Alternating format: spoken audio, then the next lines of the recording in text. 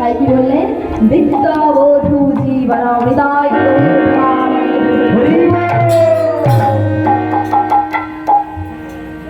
এরপর পঞ্চম উপকারে কি বলা হচ্ছে?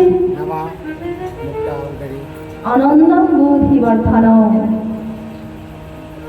বলছে এই যে কীর্তন গান, যাতে কি হয়?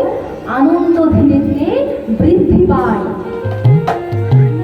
কিন্তু ভক্তগণ, আমরা কি সেই আনন্দের স্বাদ পাই?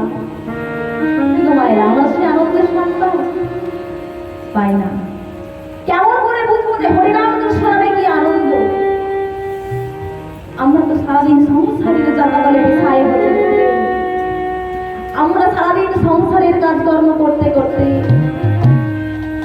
আমাদের দেহ মন প্রাণ এতটাই ক্লান্ত হয়ে যায় যে দিনান্তে প্রভুর চরণ তলে বসে প্রভুকে আর বলা হয় না যে বলো এমন আমি দিনান্তে তোমার কাছে এলাম, না জানি প্রভু তুমি কেমন আছো। প্রভু আমি একটু সংসার সামলে পারছি না, আর তুমি বিশ্ব ব্রহ্মাণ্ড পরিচালনা করছো। প্রভু দয়াময় তুমি ভালো আছো তো? এই কথাটা প্রভুর চরণ তলে বসে প্রভুকে আর জানানো হয় না। কিন্তু দেখুন, আজ কিন্তু আমরা অনেক সৌভাগ্যের গুণে আজ আমরা সকলে মিলে উপস্থিত হয়েছি। আজকে আমরা সকলে মিলে আস্বাদন করব এই যে হরিনাম কৃষ্ণ নামে কি আনন্দ। তাই মাগো, সকলকে কিন্তু আবার বাহু তুলতে হবে। মায়েদের মনে হচ্ছে একটু লজ্জা পাচ্ছে, তাই না? ও কষ্ট হচ্ছে বলতে, এই বাবা বলছে একটু কষ্ট হচ্ছে।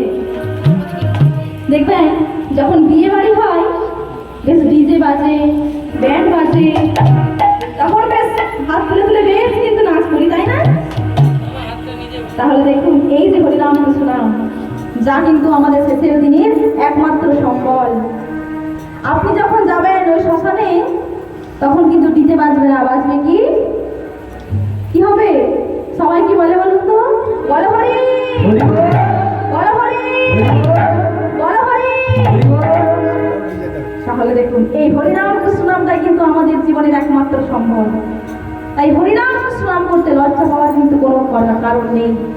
তাই সকলকে বাহু তুলতে হবে।